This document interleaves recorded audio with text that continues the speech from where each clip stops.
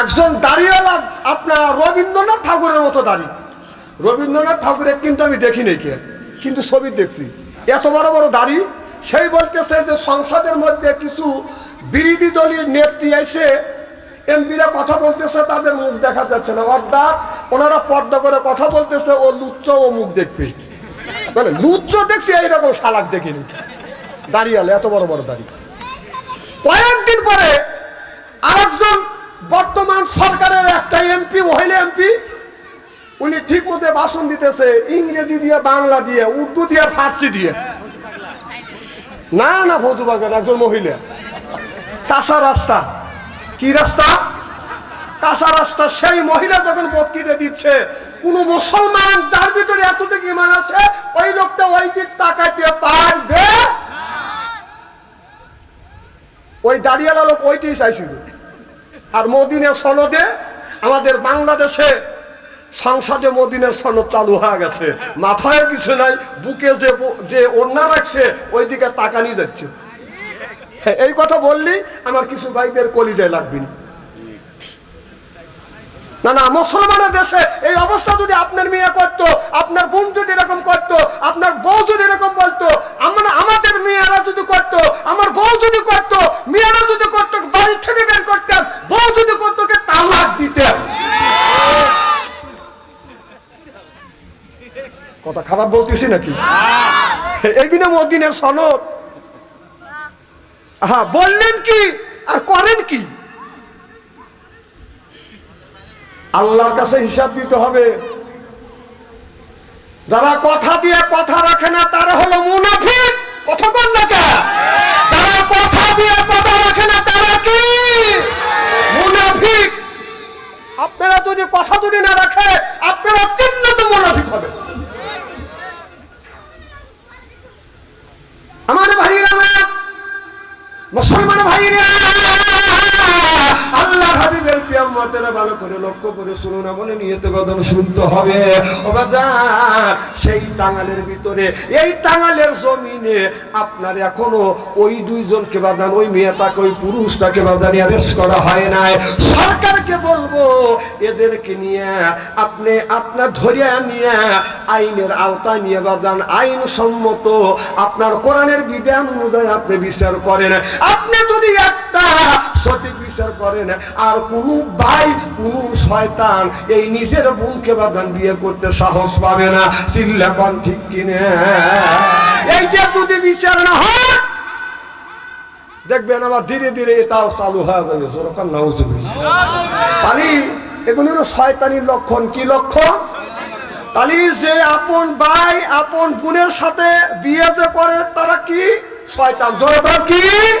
শয়তান। আমি তো হামুর সম্পর্কে, আপনাদের জিন সম্পর্কে ধারণা দিয়ে আমি বাস্তবের সাথে কোরআন দিয়ে, হাদিস দিয়ে আপনাদের বুঝে দিই। জিকির করুন লা ইলাহা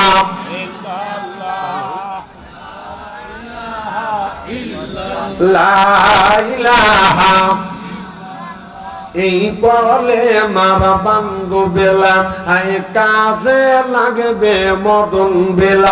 এই বলে মা রোশানিতে কবর হবে তোমার উজালা। লা ইলাহা লা ইলাহা লা ইলাহা ইল্লাল্লাহু মুহাম্মাদুর রাসূলুল্লাহ সাল্লাল্লাহু আলাইহি ওয়াসাল্লাম।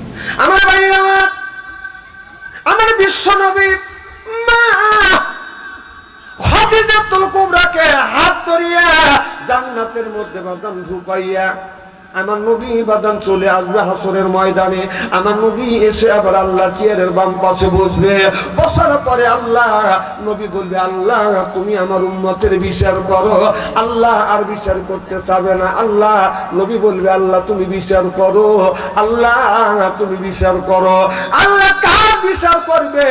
আল্লাহর নবী সর্বপ্রথম হযরত আবু বকর সিদ্দিকের আমলনামা আল্লাহর সামনে, আল্লাহর কাছে টেবিলের উপরে রাখবে আর বলবে, আল্লাহ মন যদি চায় ইচ্ছা যদি হয় আমল নামা দেখো, না হয় না দেখো। আল্লাহ নজর করে দেখবে। হযরত আবু বকর সিদ্দিকের আমল নামা দেখে আমার আল্লাহ খুশি হয়ে যাবে। চিল্লাকান আল্লাহু আকবার। আল্লাহ আল্লাহ মিকুনা শামসু কামা, আল্লাহ আল্লাহ মিকুনা আরদু জামা, আনতুম আওলানা বাফতুম মুসলিম কিসানাহা, আনতুম আওলানা বাফতুম মুসলিম হোতা কামহা। চিল্লাকান আল্লাহু আকবার। আল্লাহ বলবে বন্ধুরা,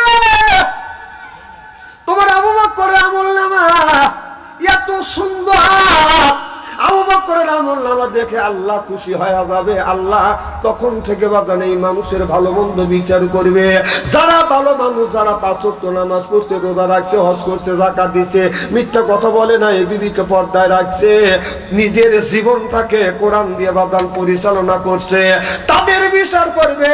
আল্লাহর ডান পাশে আপনার সাদা একটা পাথর থাকবে, এটা হলো জান্নাতি পাথর। আর যারা তুমি এই জমিনে সুদ খাইছে, ঘুষ খাইছে, আল্লাহ বলে আল্লাহ তাকুলু, সুদ তো খাওয়া দূরের কথা, আল্লাহ বলেন সুদের দ্বারের কাছেও যায় না। আল্লাহ আয়াতের মধ্যে বলেছেন কুলু মিন তাইয়্যিবাতিন মা রাযাকনাকুম, আল্লাহ বলে আগে হালাল খাও, এরপরে ইবাদত করো। হালাল খায়ে ইবাদত করলে এই ইবাদতটা কবুল করবে কে? হালাল না খাইয়া, হারাম খাইয়া যদি আপনি ইবাদত করেন, আল্লাহর কসম করে বলতেছি, যতই নামাজ পড়েন, রোজা রাখেন, আপনার ইবাদত আল্লাহর দরবারে কবুল হবে না।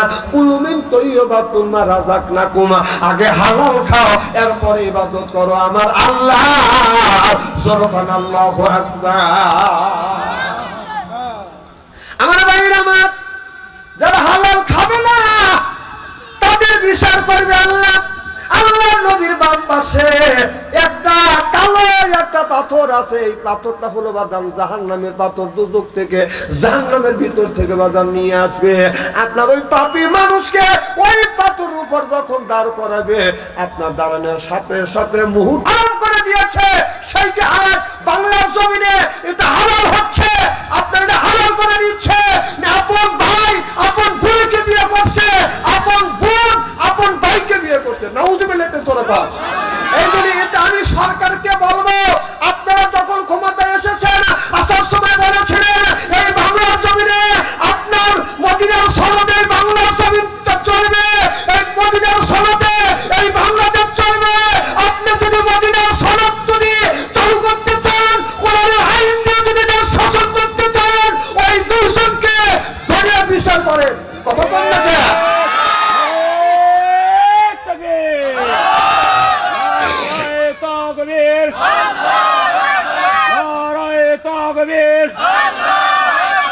আল কোরআনের আলো,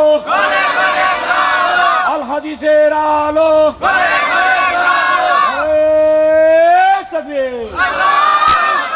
আর মদিনার সনদ দিয়ে দেশ কিভাবে চালাবে, আর বিচারটাই কিভাবে করবে? সংসদে দেখলাম, তখন ছিলাম আমি হজের ভিতরে, তো একজন ফেসবুকের মধ্যে, আমি এগুলো তো গাঁটি নিয়ে, একজন আমাকে দেখালো, হুজুর দেখেন যে কি